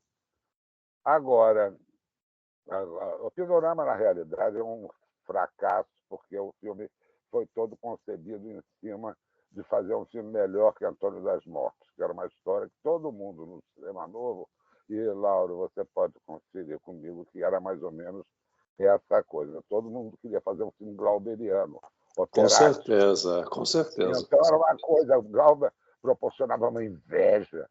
As pessoas sofriam com o sucesso do Glauber. É verdade, é uma coisa. E agora também se recuperavam com esse sofrimento, porque era uma maravilha ver o Glauber se exibir da maneira que ele se exibia. O Glauber não tinha noção do melodrama, o Jabor tinha. E aí, quando chegou a época do Eu Te Amo ser lançado aqui, ele foi maravilhoso. A gente passou dias e dias juntos. Ele me propôs mostrar o filme para certas pessoas da intelectualidade de Nova York, como Norman Mailer. A gente até tentou conseguir falar com Norman Mailer, mas ele estava numa daquelas escapadas de mulher com outra mulher, aquele tipo de vida que ele vivia, então não teve a oportunidade de assistir o filme. Mas a minha impressão do Jabor sempre foi de uma pessoa que tinha, assim como se fosse o Alain Cuny na Doce Vida, aquele homem que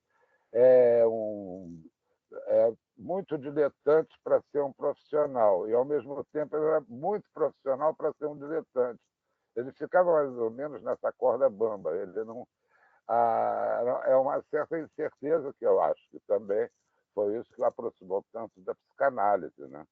Que ele tem um lado psicanalítico que é fortíssimo. Você falava em Foucault, Lacan, era como se fossem pessoas com que ele convivesse no cotidiano. É mais ou menos isso que eu tenho que falar sobre o Jabor, afora a tristeza de que ele tenha ido tão cedo. Ele realmente, quer dizer, ele é da segunda leva do cinema novo, né? Ele não pertence à primeira. Quando ele começou a ser visto, os filmes do cinema novo já existiam há quase uma década, já tinham um certo tempo. Não vou chegar a falar que era com 40 graus. Eu estou falando na época em que o buchicho do cinema novo chegou até a Europa e a gente participava dele por proxy, porque a partir de 64 o jogo mudou. Mas, na realidade, em termos de produção, ele também teve muita sorte de fazer o Pindorama com a Columbia, entendeu? Uma coisa que na época não se fazia. O filme precedente que a Columbia tinha feito com um diretor brasileiro era Kelé do Pajeú, com o Anselmo Duarte, Palma de Ouro em Cannes, que também é um outro filme que também é um exagero, mas nós não vamos entrar nesse detalhe. Mas eu adorava o Jabor, eu tinha muito prazer de ter o contato com ele convivial, ele era engraçado, ele tinha um senso de humor sarcástico, era fantástico. Mais ou menos é isso que eu tenho a falar. Afonso, você sempre está maravilhoso. Laurinho, você está sensacional. Silvio Darim, é a primeira vez que eu vejo você por 40 minutos. Assim. E o Hernani está ótimo, como sempre. Como é que vai a Cinemateca, Hernani? Vai bem. Vamos lá. Obrigado, Fabiano. Eu acho que agora a gente pode abrir para os presentes, as outras pessoas que estão aqui participando dessa conversa em torno da homenagem ao Arnaldo Jabor e do Toda Nudez Será Castigada. Eu, mais uma vez, não consigo ver todos, mas quem tiver uma pergunta, levanta a mãozinha, que aí eu consigo identificar.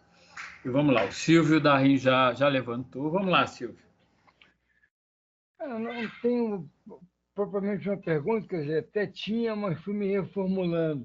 Eu queria sugerir uma leitura que eu considero incontornável em se tratando das interpretações de Toda Nudez do conjunto imenso de filmes que resultaram de originais teatrais literários do Nelson, que é o Olhar e a Cena, um livro do Ismael Xavier, publicado em 2003 pela Cosac Naif. É um livro que permite uma compreensão ampla do Nelson Rodrigues no cinema. E que, inclusive, chega até, nas suas últimas páginas, a um período complicado, sensível do Jabor, que é o Jabor comentarista, né? O Jabor na Folha de São Paulo, o Jabor na Globo, que eu acho que também não pode deixar de ser considerado de alguma maneira, que eu acho que o Ismael Xavier aborda de forma muito aguda, muito crítica. E essa leitura do Olariaciano me permitiu perceber, na análise comparada, dezenas de filmes, adaptações do Nelson, que talvez o filme que melhor represente, quer dizer, como um microcosmos do país, que melhor represente o ethos, por que não dizer também o pathos rodriguiano, não é um dos filmes baseados no original literário do Nelson, que é o Tudo Bem. Eu acho isso uma coisa curiosa, uma coisa paradoxal. Por último, Lauro, eu acho que o assistente de direção ali do Toda Nudez é o saudoso Emiliano Ribeiro, que não está mais entre nós, é um querido amigo meu, e que tenho muita saudade, desapareceu de forma muito misteriosa. E eu acho que quando você tentou lembrar quem era, me ocorreu fazer essa lembrança, até porque é uma forma de homenagear um Com certeza, fenômeno Silvio. desaparecido também prematura e misteriosamente. Com Isso. certeza, e ele ajudou muito o Jabor na condução daquele filme. Bem lembrado, Silvio. Ele era um assistente de direção profissional dos primeiros e uma cria da RFF. Ele fez muitas assistências de direção na produtora do Roberto Farias.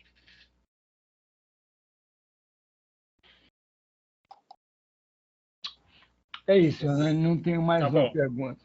Obrigado. Obrigado, Silvio.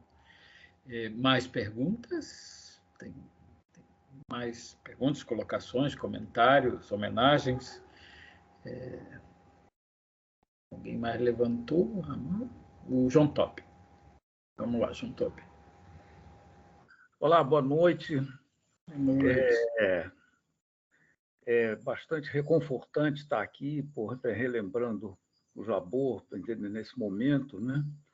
De ver, constatar todas as homenagens que ele vem recebendo, tanto como cronista, como comunicador de imprensa, entendendo que ele foi, mas também tanto como cineasta também, seria até se esperar que a carreira dele como comunicador, como jornalista, pudesse sufocar a carreira dele como cineasta, né?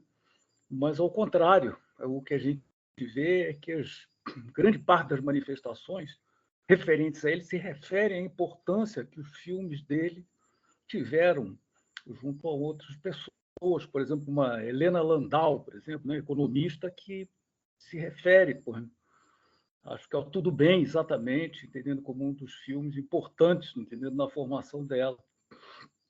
Agora, essa é uma obra eclética, aliás, como tudo que diz respeito a esse período, a essa geração de grandes expectativas, né, imprensada entre a tradição e a revolução, né, e que jamais poderia, nem nos seus piores pesadelos, imaginar, né, a que esse país estava se dirigindo, né, e onde que é muito importante, eu acho, a gente fazer essa revisão da toda a produção cultural, de uma maneira geral, que no nosso caso cinematográfica, né, uma vez que a gente vive momentos de transformações muito profundas agora, com essas comemorações de 100 anos da Semana de Arte Moderna e tudo mais, né? E a figura do Jabor é central, entendendo, nessa discussão.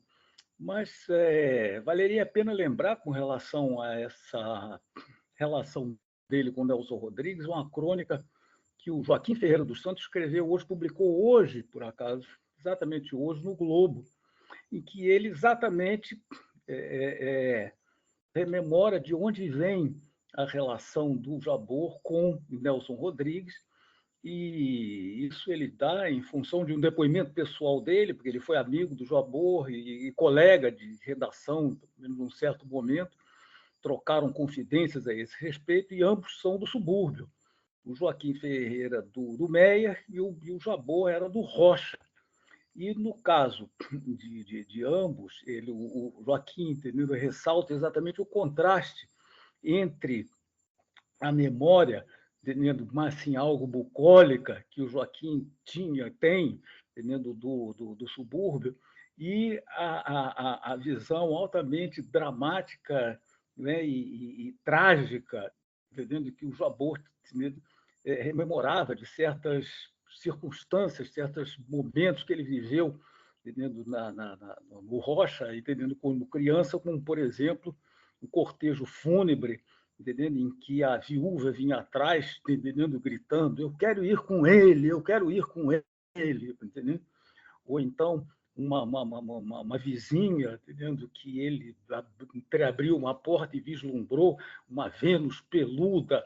Então, acho que a atração do Jabor, ainda mais tendo sido, né, crítico de teatro, teria sido uma coisa natural, essa atração, entendendo, em relação ao Nelson Rodrigues. Seria uma coisa, uma conjunção natural, não é? Mas, enfim, eu acho que, da minha parte, eu gostaria muito de ver, porque eu efetivamente nunca assisti a Pindorama. E diante dos depoimentos que a gente teve aqui hoje, tanto do Lauro, não é? Quanto do Afonso, né? Que foi fotógrafo, né? Enfim, eu acho que é um filme que se impõe, né? Que a gente reveja, e principalmente porque é um filme que foi praticamente cancelado em função do insucesso comercial dele. Entendeu? Então é isso. Muito obrigado. Mas, Jomico, olha só fazendo uma anedota aqui, mas o Pindorama, durante muitos anos, tinha dois grandes admiradores, o próprio Jabor e o velho doutor Benedito da Líder. Não sei se você lembra do doutor Benedito. Claro, imagino. E o doutor Benedito ficou arrasado o dia que o Jabor renegou o filme e ele passou a ser o único admirador do Pindorama. Pois é, entendendo? Quer dizer, não é o caso nem dos famosos 17 espectadores. Esse é o caso do filme, que tem um espectador, né? Não, mas olha, eu tenho que interferir nessa história, mas todo mundo aí tem razão. Mas o Fabiano, ele colocou essa história do glauberiano, de querer ser Glauber. Mas nesse momento, se você se lembrar de 1970, você não podia falar nada. Isso. E o Glauber tinha encontrado a metáfora do dragão da maldade, né? Mas ele fala da realidade. 68, 69 também não era um período tranquilo. Então, o Glauber fez a metáfora, e o Jabor ficou apaixonado por aquilo, isso é verdade. E ele usou, entende, a simbologia do Glauber, não é isso? E é verdade o que o Fabiano falou. E ele fez a metáfora da metáfora, entende? Então, para mim, aquilo se tornou um Pound, entende? É uma coisa que você tem que entender muito de poesia, você tem que ler aquelas camadas, uma coisa em relação à outra. Mas existe na teoria da informação uma coisa importantíssima, isso é científico. Quando você aumenta o nível de informação, você abaixa o nível de comunicação, entende?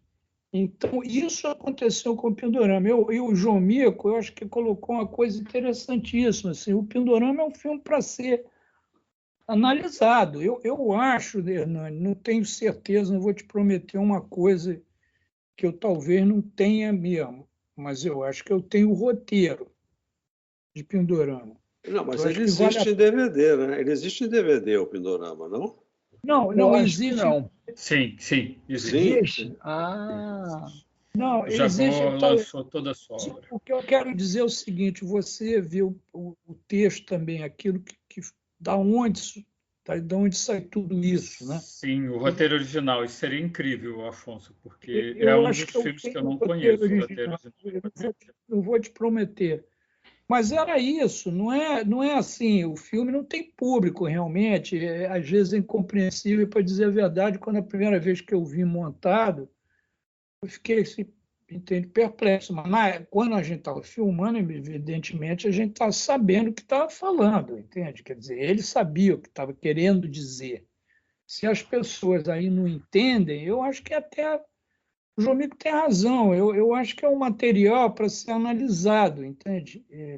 Postumamente, mas é verdade. Quer dizer, se você faz cinema, um veículo de comunicação de massa, aí não tem público, é chato esse troço, pô, entende? Não tem certo. Mas não é por isso que uma obra não deixou de ter sido feita.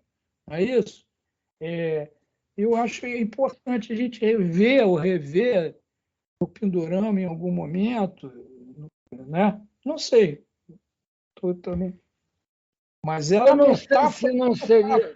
Desculpe, Afonso, mas Hernani, eu não sei se Cavi está entre nós, mas eu gostaria de aproveitar a oportunidade e deixar registrada a sugestão do Sem Clube Casas Casadas exibir o Pindorama, exibir e debater. Esse é o único filme do Jabor que eu nunca assisti. A gente nunca viu.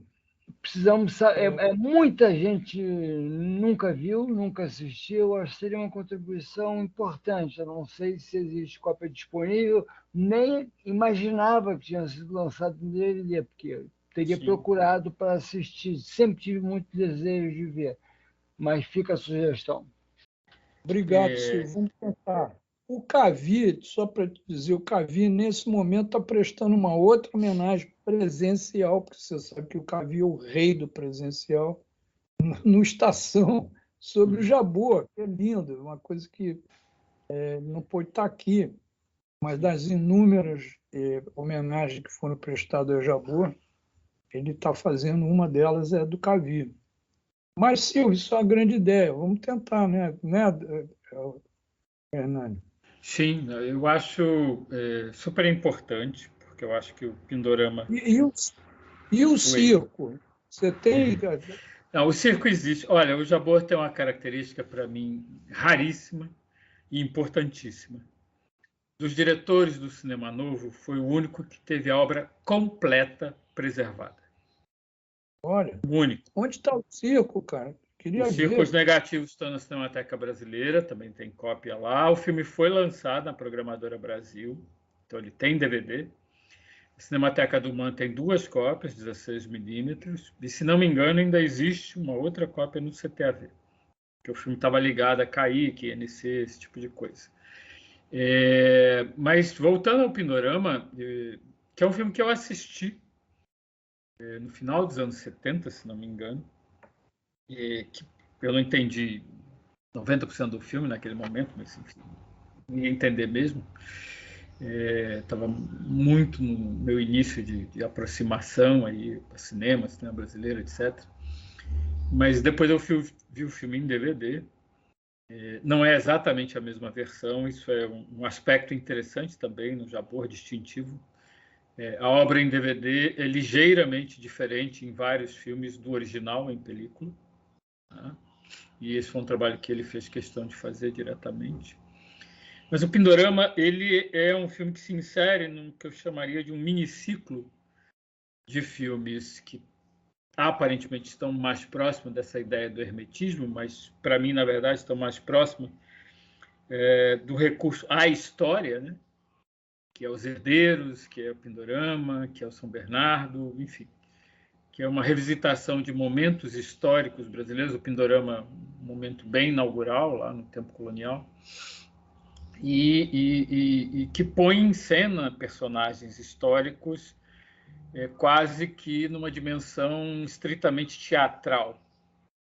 E por isso, eventualmente, você não tem um realismo de reconstituição ou algo do gênero que pudesse ser comunicativo e transmitisse ali uma certa expectativa do público quanto, digamos assim, a essa abordagem histórica. Talvez dos filmes desse ciclo, o mais bem-sucedido seja o do Nelson Pereira dos Santos, ou Como Era Gostoso o Meu Francês, que é um filme que consegue articular lá suas questões políticas, históricas, de alguma maneira estéticas, e o público respondeu bem ao filme do Nelson. A maior parte dos outros filmes desse, eu chamo de miniciclo, não. Tá? Mas é um recurso que muitos cineastas lançam mão ali entre 68 e 72, que é um momento de AI-5, é um momento Médici, etc. É um momento que falar diretamente é absolutamente impossível. E tem esse traço que eu acho que nunca foi discutido a contento, né? Como lidar com a história através do cinema num momento de absoluta impossibilidade de expressão direta e fazendo disso, digamos assim, uma base para, se não um comentário, pelo menos para uma tentativa de tudo que se vivia naquele momento. Por outro lado, o Pindorama é um daqueles filmes que me fascina, sobretudo pelas questões técnicas, e Afonso lembrou muito bem no início, né? É um filme que, na verdade, era uma produção do Walter Guccuri. É verdade. O Walter é que armou essa história com a Columbia e tal, e desenvolveu a produção porque ele tinha se tornado dono dos estúdios da Veracruz, dos equipamentos da Veracruz, etc. E é um filme que, por exemplo, para mim tem um filme de planos gerais, né? É um filme de muitos personagens em cena, de muitos figurantes, e tem uma profundidade de campo absolutamente extraordinária para mim. Tem um jogo com som que é incrível, de ponto de vista sonoro mesmo, né? É um filme, para mim, talvez inaugural em termos de uma consciência de trabalho estético com som, do ponto de vista mesmo de integrar isso, essa ideia de ponto de vista narrativo, que está no Toda Nudez, né? Toda Nudez é o Walter Goulart, né? Não, o Walter Goulart, né? Faz o som direto do filme. Eu creio. E certamente ajudou muito. Sim. Então, eu diria que é um filme para se revisitar, para se voltar a ver de alguma maneira e, eventualmente, enfim, entender ali as questões do contexto em que ele foi realizado, mas também algumas tensão não é uma boa palavra, mas algumas das experimentações que o Jabor lançou mão na criação do filme, um filme que era uma grande produção. Era quase, digamos assim, um Cleópatra, mal comparando. Mas é um filme que merece, de fato, ser revisto. Até para se constatar algumas coisas ou se descobrir outras. Mas, Silvio, você está com a mão levantada, Fabiano também. Vamos lá. Está som desligado, Silvio. Não, a mão ficou levantada. Eu esqueci de abaixá-la. Tá bom. Fabiano? Fabiano me ouve?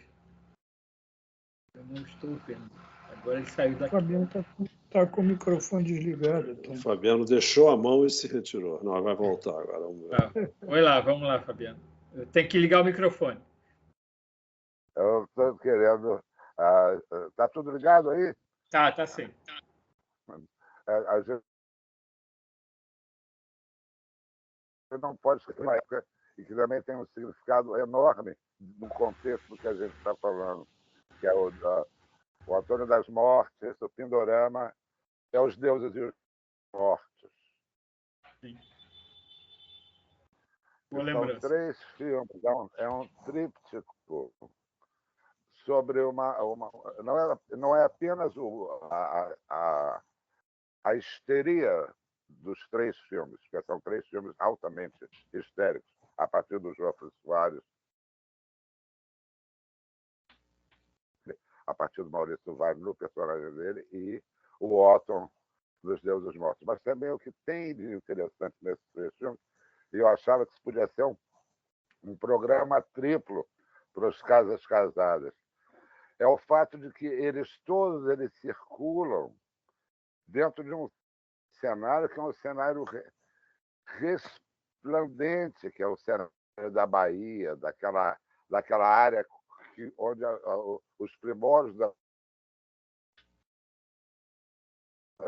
aconteceram. Então, o que eu imagino é que no contexto de hoje em dia, é uma porrada, mas é uma coisa muito interessante você ver esses filmes traçando paralelos e também com relação à própria trajetória dos cineastas que os fizeram, entendeu? Eu gostaria de participar de uma programa triplo com essa exibição desses 3 filmes. Grande ideia, Fabiano. E agora estou me lembrando um elo entre os 2 filmes, que foi o Antônio Calmon. O Antônio Calmon foi o assistente do Glauber no Dragão e o assistente do Jabor. Mas é incrível isso. Logo depois o Antônio faz o outro filme, que é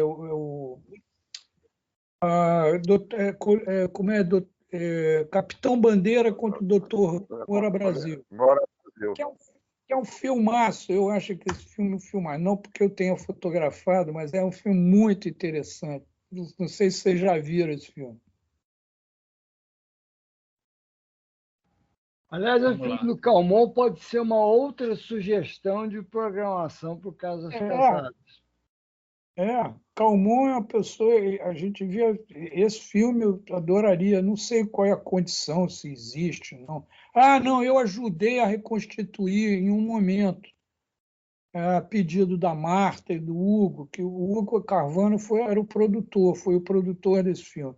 Mas trazer o Antônio, né, que é o querido, né, e é uma pessoa que detém um monte de informação. Né?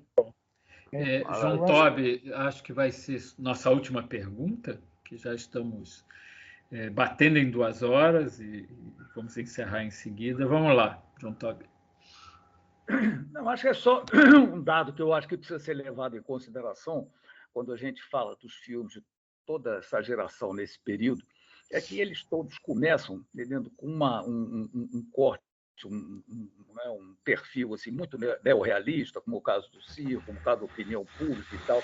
E, em 68, tem a trombada de frente, entendendo, com AI-5. Então, o que a gente verifica a partir de 68, início dos anos 70, o que também coincide com a criação da Embrafilme, que foi uma criação do regime militar, com participação direta do Golbery e do Couto Silva, os filmes caem para um alegorismo, entendendo? Quase que desbragado, entendendo? Quase que obrigatório. Entendendo?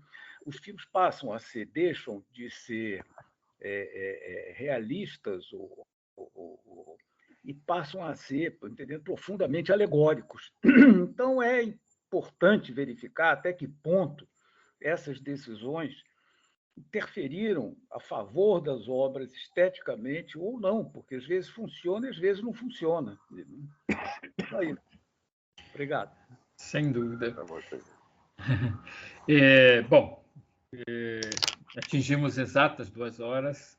Eu queria muito agradecer a presença e a participação de todos, em particular do Afonso, do Lauro, do Fabiano.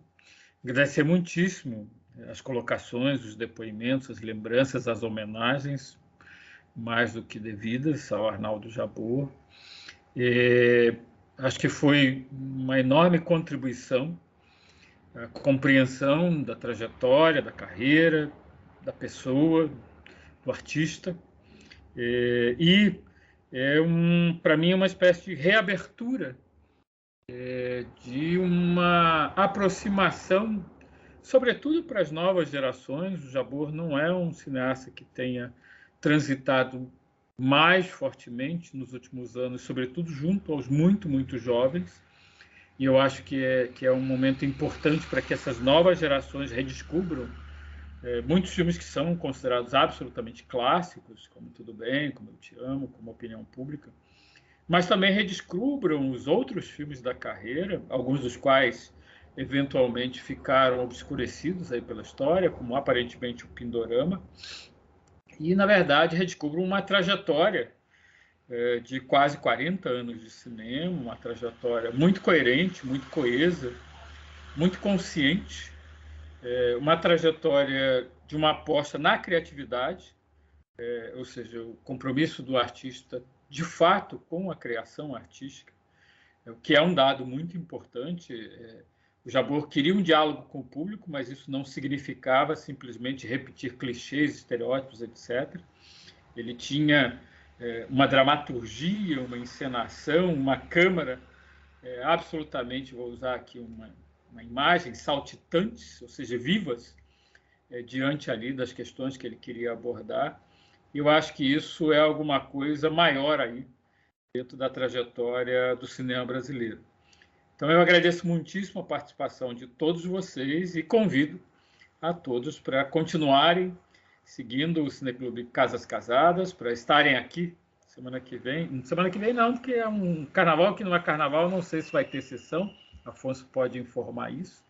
Mas, enfim, no momento em que o Cineclube retornar, estarmos aqui novamente para conversarmos um pouco sobre os filmes, sobre seus criadores, enfim, sobre a arte cinematográfica brasileira. Obrigado, boa noite. Afonso, vai ter Cineclube semana que vem, em pleno carnaval? Estão pensando que não, mas podemos passar a Líria do Delírio de novo, sei lá. É um filme perfeito, sem dúvida. Tá bom, Pois é. isso, sigam o Cineclube nas redes sociais que vocês vão se manter informados. Obrigado a todos, boa noite. Boa noite. Obrigado a todos. Boa noite, gente. Bom ver vocês. Obrigado. Um abraço, Laura. Um abraço. Um abraço. Um abraço a todos. Viva o Jabor. Viva.